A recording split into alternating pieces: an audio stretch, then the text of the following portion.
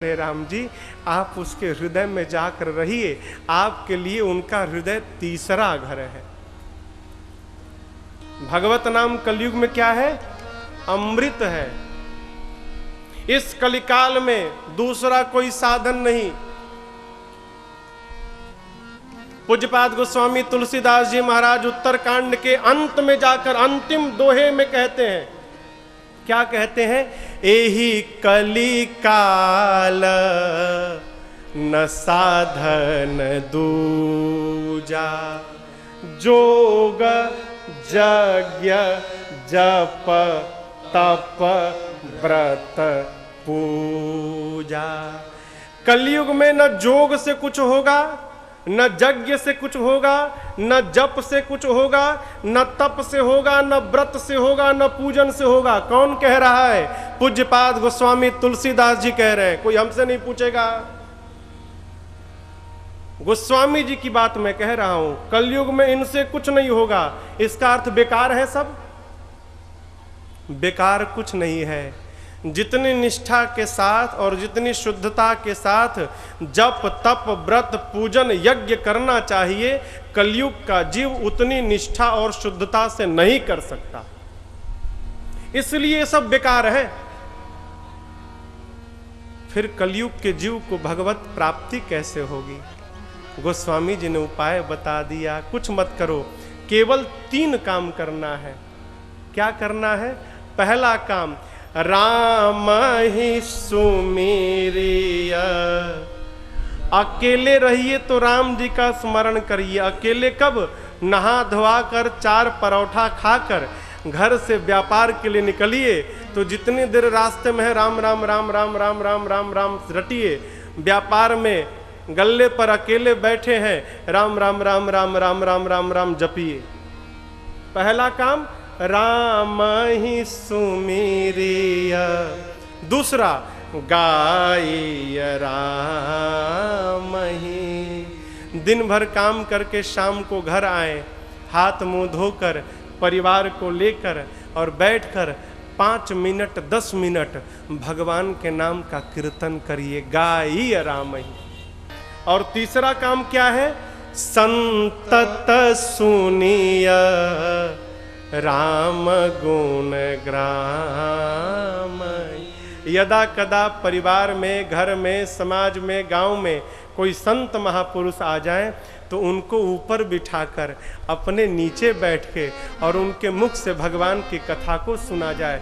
3 काम, अकेले स्मरण करिए, परिवार के साथ कीर्तन करिए और यदा कदा कथा में जाकर कथा सुनिए। कलयुग में हम और आप केवल 3 साध लिए माई बाप, इसी शरीर में भगवत दर्शन प्राप्त हो जाएगा। अलग से कुछ नहीं करना, केवल 3 काम साधना है। भगवान का नाम अमृत है। अमृत छोड़कर हम लोग दिन रात विष पी रहे हैं। प्रभु, हरि नाम नहीं तो जीना क्या। भगवान का नाम न लिया माई बाप तो जीना न जीने के बराबर है। भगवत नाम, जो भगवान के नाम का स्मरण कर रहा है उसके हृदय में भगवान सर्वकाल विराजित हैं। उसका हृदय भगवान के लिए तीसरा घर। कथा कहती है माई बाप, भगवान को भोजन कराइए तो भगवान बनाकर नहीं, अपने संबंधी बनाकर कराइए। घर में नवीन वस्त्र आभूषण आए तो ले जाकर पहले माला लाए ना सोने की, तो सोने की माला ले जाकर पहले मोड़कर और प्रभु प्रसाद पट भूषण धरहि। पहले भगवान को पहनाकर प्रसाद बनाइए, कपड़ा और आभूषण, और उसके बाद प्रसाद बनाकर फिर अपने धारण करिए। श्रेष्ठ जनों को देखकर सिर झुकाकर प्रणाम करिए, हाथ से भगवान की सेवा करिए और पांव से यदा कदा तीर्थ की यात्रा करिए। वाल्मीकि जी कह रहे हैं, प्रभु जो ये सब कर रहा है आप उसके हृदय में जाकर रहिए, आपके लिए उसका हृदय चौथा स्थान है। कौन विकट है हो? विकट है क्या? 5वां घर वाल्मीकि जी ने बताया, प्रभु जो जीव मंत्र राजनित जपहि तुम्हारा, पूजहि तुम्हि सहित परिवारा, तर्पण होम करहि विधि नाना, विप्रजवाई देहि बहुदाना, तुम ते अधिक गुरहि जिय जाने, सकल भाय सेवहि सनमानी, तुम ते अधिक गुरहि जिय जाने, सकल भाय सेवहि सनमानी। बाबा वाल्मीकि जी कहते हैं, प्रभु जो आपके किसी मंत्र का जप करे, पूरे परिवार के साथ आपका पोषण करे, तर्पण होम करे, यदा कदा ब्राह्मणों को बुलाकर भोजन करवाए और आपसे अधिक अपने गुरु जी की सेवा करे। यहां मैं बात निवेदन करूंगा, पूजन कभी अकेले मत करिए, अकेले पूजा मत करिए आप। फिर किसके साथ करें? अपने घर वालों के साथ करिए, परिवार वालों के। पूजन सबके साथ किया जाए, भगवान के मंत्र का जप किया जाए। कौन से मंत्र का? गुरु मुख से जो मिला मंत्र उसका जप करिए। गुरु जी ने जो कान में मंत्र दिया है उस मंत्र का निष्ठा से जप करिए। महीने 2 महीने में घर में पूजन यज्ञ कराकर ब्राह्मणों को भोजन कराइए, दान देकर संतुष्ट करिए। विप्र जेवाई देहि बहुदाना, बहुत दान देकर ब्राह्मण को संतुष्ट करिए। इसके बाद गुरु जी का सम्मान भगवान से अधिक करिए, लेकिन विवेक पूर्वक करिए।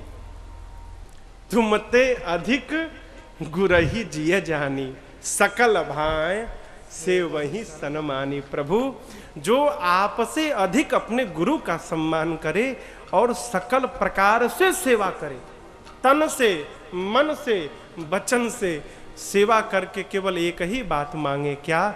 आपके चरण में प्रेम हो जाए। राम जी आप उसके मन रूपी मंदिर में जाकर जानकी जी और लक्ष्मण जी के साथ रहिए, आपके लिए उसका मन 5वां घर।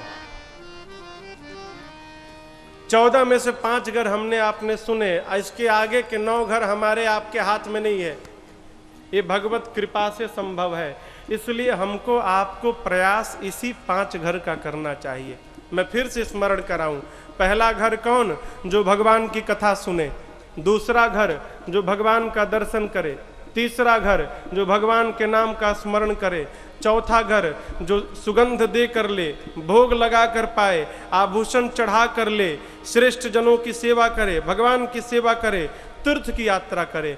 5वां घर भगवान के मंत्र का जप करे, परिवार के साथ पूजन करे, तर्पण यज्ञ करे, ब्राह्मण को भोजन कराकर संतुष्ट करे, गुरु की सेवा करे। ये 5 व्यवहार हमको आपको साधने हैं। इसके बाद वाला बस में नहीं। इसके बाद क्या है? काम न हो, क्रोध न हो, मोह न हो। ऐसा कोई नहीं जन्मा जो कहे हम काम पर विजय प्राप्त कर लिए। क्यों? यह गुण साधन ते नहीं होई, तुम्हारी कृपा पाव कोई कोई।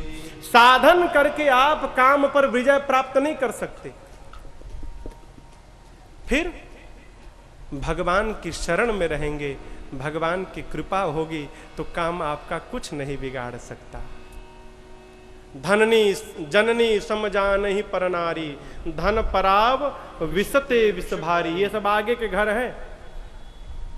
14 स्थान बाबा वाल्मीकि जी ने बताया और उसके बाद कहा, राम जी आपके रहने के लिए मेरे हिसाब से, मेरे विचार से श्रेष्ठ स्थान है। कहाँ जाइए आप? बोले चित्रकूट गिरि करहु निवासु, चित्रकूट गिरि करहु निवासु, कहाँ तुम्हार सब भांति सुपासु। सुपास सुपासु। सब भांति सुपासु। आप जाकर चित्रकूट में रहिए प्रभु। मंदाकिनी जी का पावन तट है, गिरि श्रेष्ठ कामद गिरि जी वहां पर है, अत्रि आदि मुनिवर रहते हैं। बाबा वाल्मीकि जी को प्रणाम करके राम जी चित्रकूट आए, दर्शन भया, राम जी का मन चित्रकूट में रम गया। देवता जाने चले रमे राम मन देवन जाना, रमे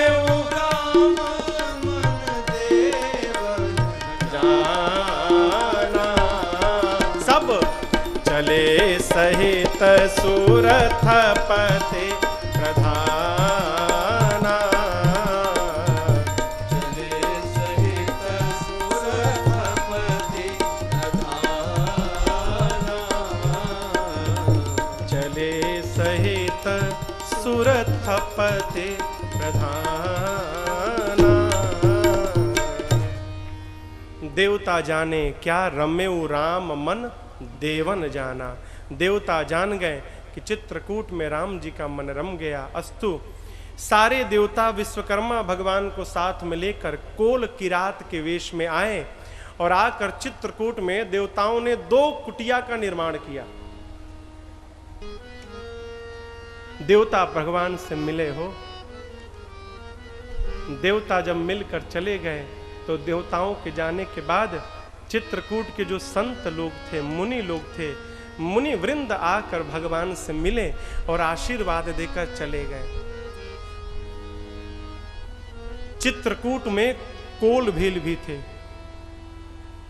छोटे लोग हैं। जानते हैं जहां बड़े लोग होते हैं ना, वहां छोटे लोग जाने में संकोच करते हैं। ये कोल भील दूर छिपे थे सब झाड़ियों में, और छिप के चुपचाप देख रहे हैं। लगता है कोई बहुत बड़ा आदमी आया है। क्यों? सारे मुनि लोग आ गए मिलने के लिए। कौन आया है भाई? उसी में से किसी ने कहा, हमें तो लगता है निषाद जी ने जिनकी सूचना भेजी थी वही राम जी तो नहीं आ गए, निषाद जी के मित्र।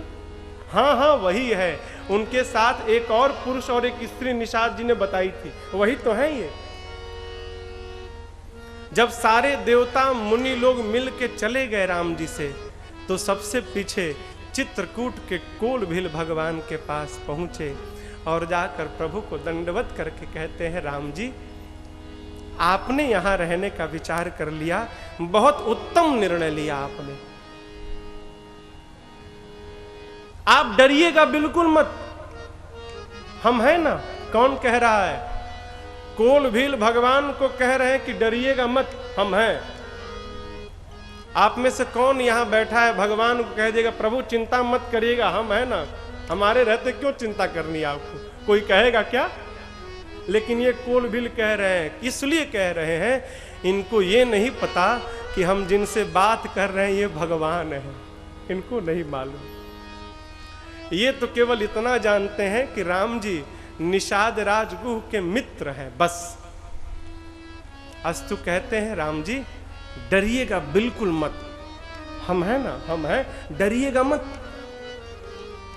आपको हम उदास नहीं होने देंगे। राम जी बोले, कैसे? अरे हम आपको पूरा वन घुमाएंगे ना, और डरिएगा मत वन घूमने में। वन बड़ा भयानक है, लेकिन आपको डरने की कोई बात नहीं। क्यों? हम आपको सांप से बचाएंगे, हम आपको सिंह से भी बचा सकते हैं, बाघ से बचाएंगे, विशाल विशाल हाथियों के झुंड से बचा लेंगे। आप बिल्कुल मत डरिएगा, हम हैं ना। राम जी बोले, आप हैं तो मैं बिल्कुल नहीं डरूंगा। अब तक तो बड़ा भय लग रहा था, लेकिन आप लोग मिल गए, अब क्यों डरना, हम डरेंगे नहीं। कोल भील कहते हैं, और एक बात कहें, यदि किसी भी कार्य की आवश्यकता पड़े ना, तो राम जी आप संकोच मत करिएगा। क्यों? हम सेवक परिवार समेता, नाथ न सकूचब आय सुदेता।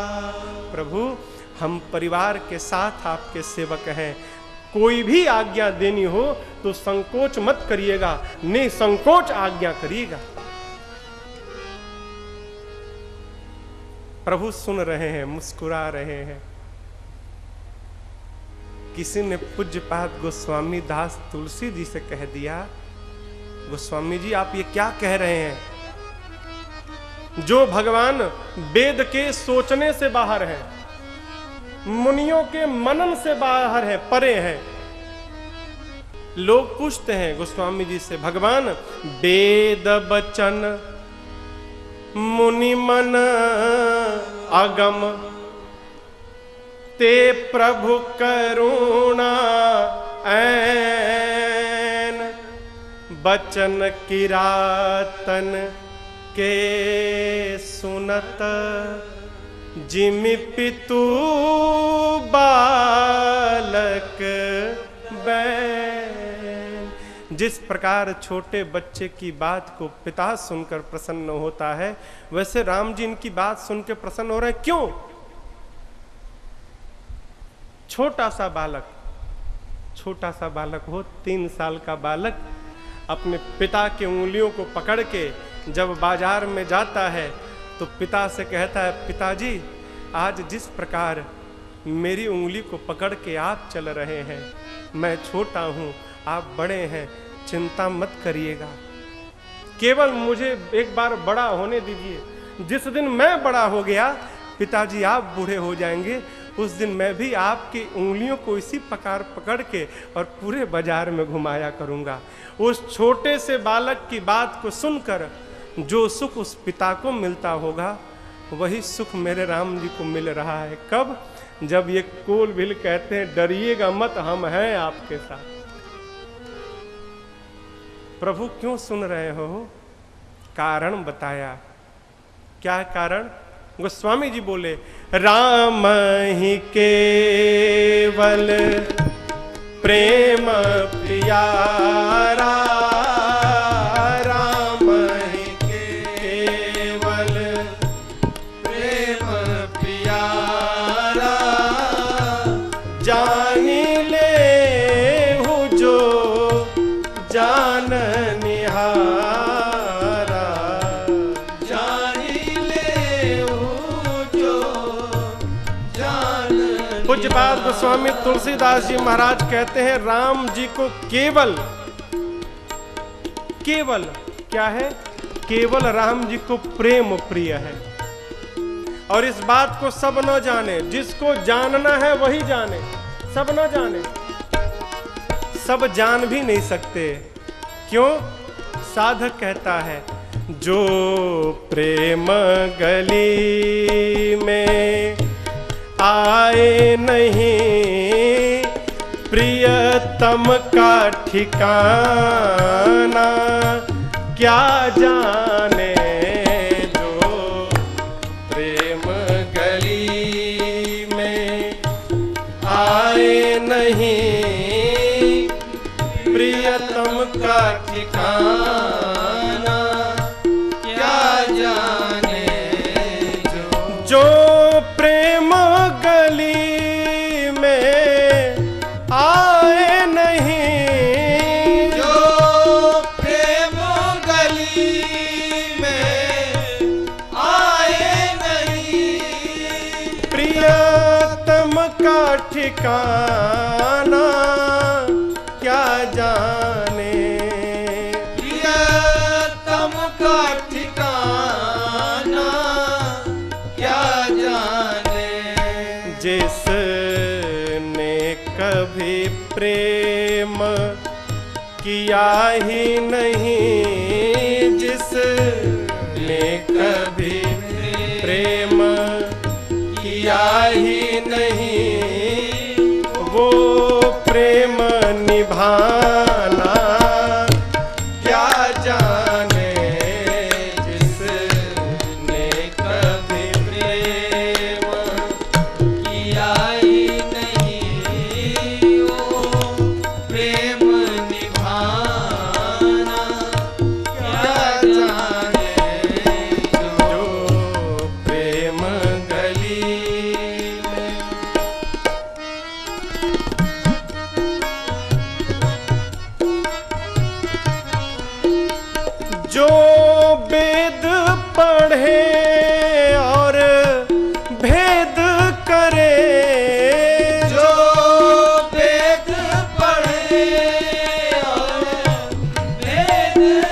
विचार करिएगा, वेद पढ़ने के बाद भी हमारी भेद दृष्टि बनी रही तो विचार करिएगा कि हमने पढ़ा क्या है। पढ़ने से भी भेद समाप्त नहीं हुआ तो हमने क्या पढ़ा? जो वेद पढ़े और भेद करे, जो वेद पढ़े और भेद करे, मन में नहीं निर्मलता आए, मन में नहीं निर्मलता आए। कोई कितना चाहे ज्ञान कहे, कोई कितना चाहे ज्ञान कहे, परंतु वो भगवान को पाना क्या जाने।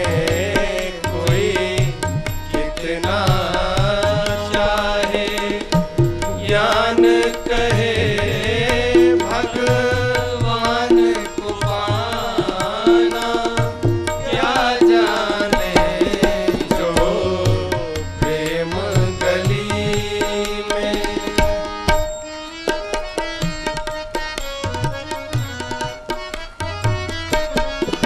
दुखिया के दर्द को कौन जानेगा? जो दुखिया होगा। पागल के मर्म को पागल ही समझ पाएगा। साधक कहता है क्या? जिस दिल में न पैदा दर्द हुआ, जिस दिल में न पैदा दर्द हुआ, वो पीर पराई जाने क्या। वो पीर पराई जाने क्या। जिस दिल में न पैदा दर्द हुआ, जिस दिल में न पैदा दर्द हुआ, वो जाने पीर पराई क्या। वो जाने पीर पराई क्या। क्यों? मेरा है दीवानी मोहन की, मेरा है दीवानी मोहन की, संसार दीवाना क्या जाने। मेरा है दीवानी मोहन की, संसार दीवाना क्या जाने। जो प्रेम गली में आए नहीं, प्रियतम का ठिकाना क्या जाने। जो प्रेम गली में आए नहीं, प्रियतम का ठिकाना क्या जाने। प्रियतम का ठिकाना क्या जाने, प्रियतम का ठिकाना क्या जाने।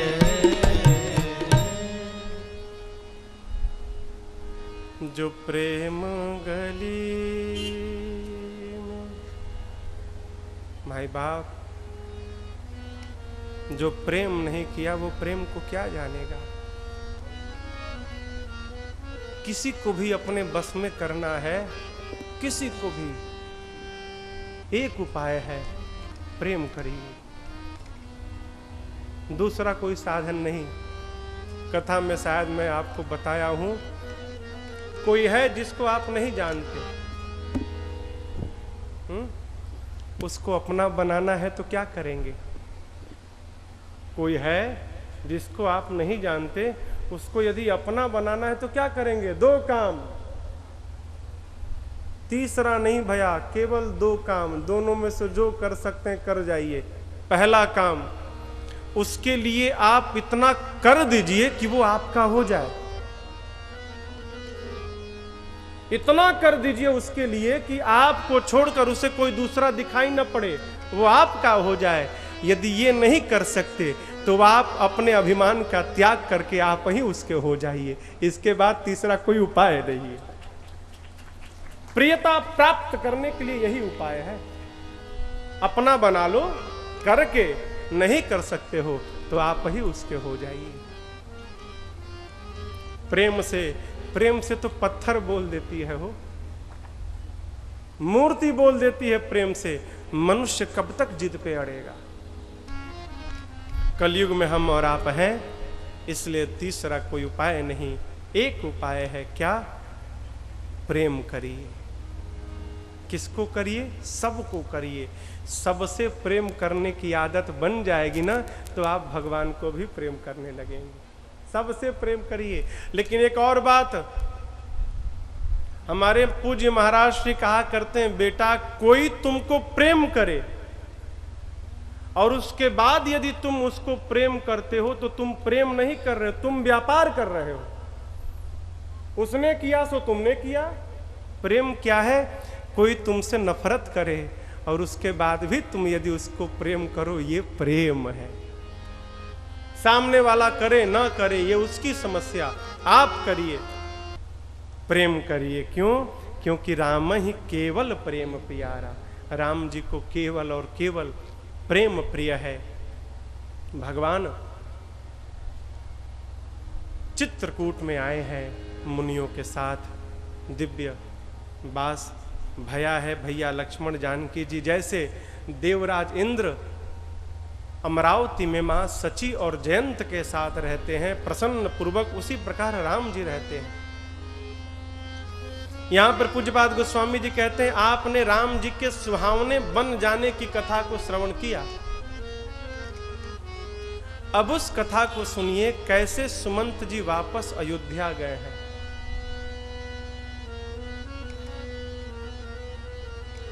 गंगा जी के तट से भगवान ने सुमंत जी को विदा कर दिया था। तात आप घर जाइए। सुमंत जी चले गए क्या? नहीं गए। प्रेम जाने नहीं देता हो, प्रेम बांध के रख लेता है। निषाद राजगुह पहुंचे, भगवान ने जब यमुना जी के तट से इनको विदा किया और जैसे गंगा जी को निषाद जी पार किए तो देखते हैं कि जिन सुमंत जी को राम जी विदा कर चुके थे, वो सुमंत जी तो अब तक गंगा तट पे ही बैठे हैं। जिस रथ पे राम जी आए थे, उस रथ के घोड़ों को निकाल कर वृक्ष में बांध दिया है और वृक्ष के नीचे बैठकर दक्षिण दिशा में देखकर रो रहे हैं। जैसे किसी पक्षी के दोनों पंख काट दिए जाएं और पंख कटने के बाद पक्षी जैसे व्याकुल होकर तड़पेगा, वैसे निषाद राजगुह तड़प रहे हैं। इनकी गति छोड़िए। जो घोड़े बंधे हैं, घोड़े न जल पीते हैं, न दाना चुगते हैं, न दाना चरते हैं, केवल दक्षिण दिशा में देखकर घोड़े रो रहे हैं। देखी दक्षिण दिशि हाय ही नाही। घोड़े हिनहिना रहे हैं। क्यों? घोड़े सोच रहे हैं, मेरे राम जी हमको छोड़कर इसी दिशा में चले गए।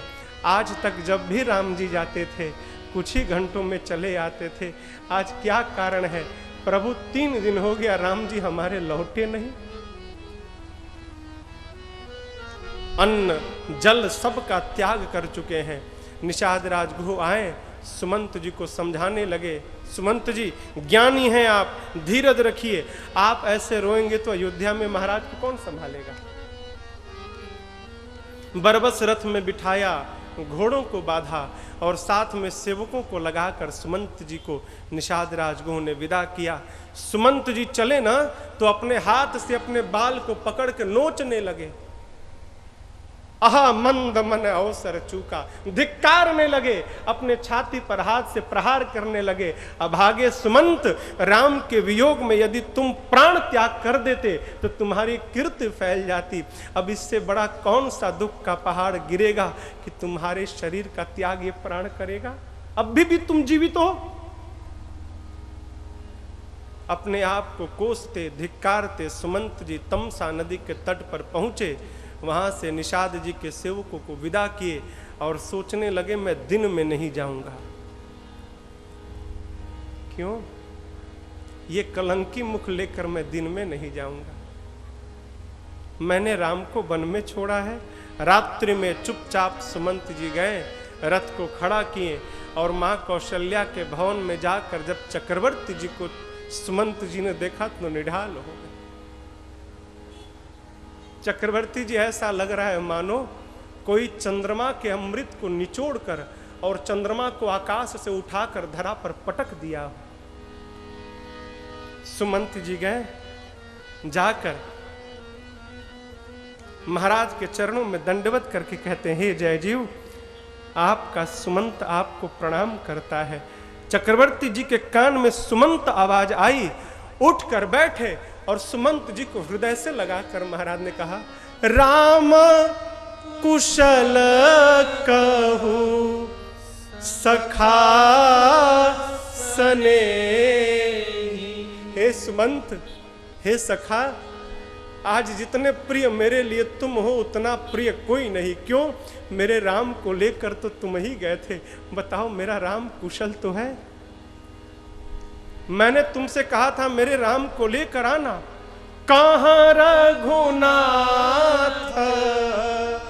लखन बैदे, तुम मेरे राम को लेकर नहीं आए। मेरे राम लक्ष्मण और वैदेही कहाँ है? सुमंत तुम मौन क्यों हो? सुमंत जी ने समझाया, महाराज धीरज रखिए, आप ज्ञानी हैं महाराज, आप राम के स्वभाव को जानते हैं। राम आए नहीं, हम गए। पहले दिन तमसा नदी के तट पर वास हुआ, दूसरे दिन गंगा जी के तट पर वास हुआ और तीसरे दिन प्रातः काल प्रभु नाव पर बैठकर मेरे नेत्र से ओझल हो गए। प्रभु राम ने हमसे कहा कि पिताजी के चरणों में जाकर मेरा दंडवत करते हुए कहिएगा तात कि राम 14 वर्ष आकर स्वयं पिताजी को प्रणाम करेगा, मेरी चिंता न करें। महाराज सुने तो अधीर हो गए, वाणी अवरुद्ध हो गई, शरीर कांपने लगा। कौशल्या जी ने देखा तो आंसुओं को पोंछकर मां ने धीरज धारण करते हुए कहा, महाराज धीरज रखिए प्रभु, राम का वियोग आज समुद्र बना है और ये अयोध्या उस वियोग रूपी समुद्र में जहाज बनकर डोला मार रहा। पूरा राज परिवार इस अयोध्या रूपी जहाज पर सवार है। आप ही इस जहाज के नाविक हैं, आप ही माझी हैं। प्रभु यदि नाव को चलाने वाला ही नहीं रहा तो बताइए नाव को डूबने से कौन बचाएगा? मेरी बात मानिए नाथ, धीरज रखिए। 14 वर्ष बाद राम स्वयं आकर आपको प्रणाम करेंगे। महाराज ने कहा, कौशल्या आज धीरज नहीं रखा जाता। आज तो मुझे उन अंधे माता पिता की श्राप की सुधि आ रही। तापस अंध श्राप सुधि आए।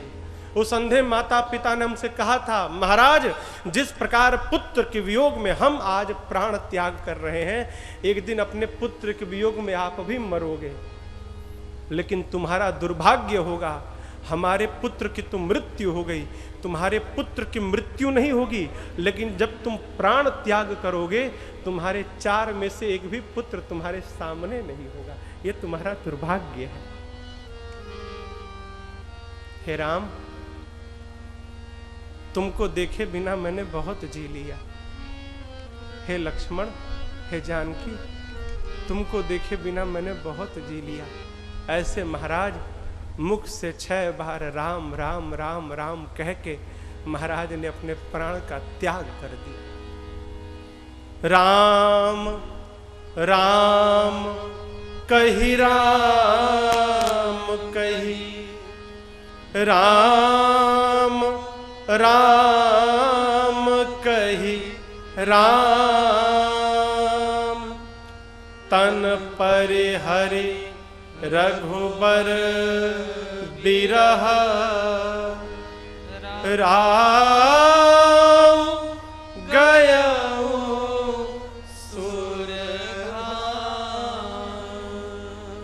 जब तक जीवित रहें राम जी को देखकर जीवित रहें। जब शरीर का त्याग किए तो राम जी के नाम का स्मरण करके त्याग किए। अस्तु जीने और मरने दोनों का फल चक्रवर्ती जी को मिल गया। माताएं विलाप करने लगी। गुरु जी आए, ज्ञान उपदेश करके महाराज के पार्थिव शरीर को नाव में तेल भरकर सुरक्षित कराया और दूतों को बुलाकर कहा जाओ भरत जी को बुलाना, और केवल इतना कहा ना कि गुरु जी ने याद किया है और कुछ मत बताना। दूत पहुंचे भरत जी के पास।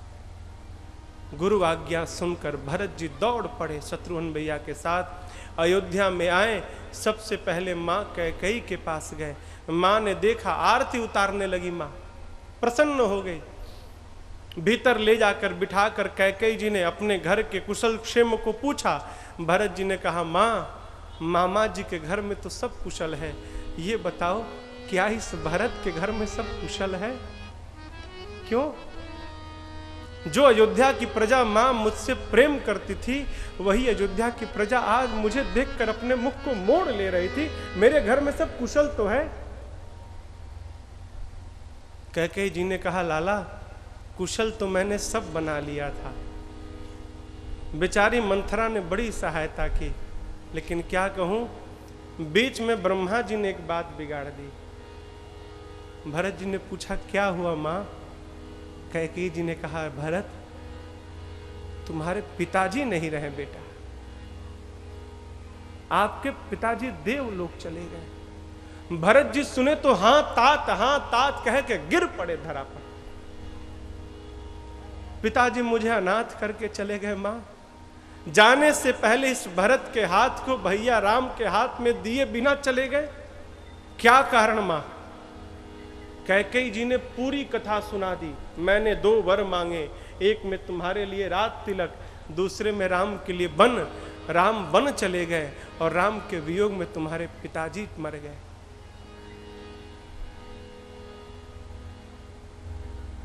जब कोई बहुत बड़ा दुख आ जाता है ना, उस बड़े दुख के सामने छोटा दुख समाप्त हो जाता है। अब तक भरत जी रो रहे थे कि पिताजी नहीं है, लेकिन जैसे भरत जी ने सुना कि मेरे भैया वन में चले गए, भरत जी पिताजी की मृत्यु को भूल ही गए। भरत ही बिसरे पितु मरन, सुनत राम बन गौन, हे तू अपन पौ जान जिया, थकीत रहे धरी मौन। भरत जी मौन हो गए, स्तब्ध हो गए। मेरे कारण मेरे प्रभु को बन जाना पड़ा। यहां पर भरत जी ने मां कैकेयी को बहुत कुछ सुनाया। क्या सुनाया ये भरत जी जाने और मां कैकेयी जाने। न हमको आपको पढ़ना चाहिए न सुनना चाहिए, वो भरत जी और मां जाने। भरत जी दौड़े मां कौशल्या के पास। क्यों? कहीं मां कौशल्या ये न जान बैठे कि राम के बन जाने में भरत की भी सहमति है। गए तो मां कौशल्या ने गोद में बिठा लिया। मां को देखकर भरत जी कहने लगे, मां बता, संसार में मुझसे बढ़कर कोई अभागा पुत्र होगा? कौशल्या जी ने कहने लगी कि ऐसा क्यों कहते हो भरत? भरत जी कहे, मां जिस बेटे के चलते मां का सुहाग चला जाए, उस बेटे का मुख देखने योग्य नहीं। को त्रिभुवन मोहि सरिस अभागी, मेरे कारण गति असी तोर मां तुझे ही लागी। जिस भरत के कारण तेरी गति है मां, उससे बड़ा कोई अभागा है? लेकिन एक बात कहूं माँ, भैया के बन जाने में माँ मेरी कोई सहमति नहीं है। माँ, जो पाप गौ की हत्या में लगता हो, जो पाप माता पिता की हत्या में लगता हो, वो पाप तेरे भरत को लग जाए माँ, यदि प्रभु के बन जाने में मेरी तनिक भी सहमति हो। माँ, जो पाप गुरु की हत्या में लगता है, जो पाप अंक में पल रहे बच्चे की हत्या से लगता है माँ, वो पाप